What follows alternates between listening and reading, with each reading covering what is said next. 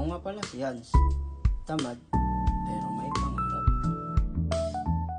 Ngayong araw, sasagutin ko lang isang katanungan na kung meron ba akong tindang isda na hindi na kailangan ng oxygen.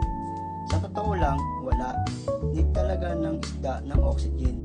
Pero kung katanungan mo ay kung meron ba akong tindang isda na hindi na kailangan ng air pump or aerator, syempre meron. 100% pa nga, no plants. Ngayon, ang iba, alam ko sa inyo, naguguluhan kung paano nangyari yun. Lalo na yung mga kapwa ko breeder, na kapwa bago lang din sa pag-aalaga ng isda. Hihilig kasi tayong mag-experiment. Dahil indoor setup ako at lowest bill ang need ko, nag-experiment ako ng mga gabi na pwedeng mabuhay kahit walang aerator o plant. Sa pag-experiment ko, sa bawat fry na meron ako, sinasanay ko na sila na walang additional support na air pump or plant. Sa makatuwid, flat water lang talaga ang aking mga tap.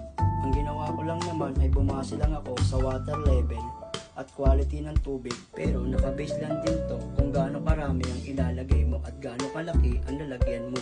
Sa makatuwid, may limitasyon din. Sa mga bumibili sa akin ng isda, lagi ko silang pinapayuhan na kung wala silang air pump, at least 50% a week water change kagad para ma-maintain ang quality ng tubig at syempre para humaba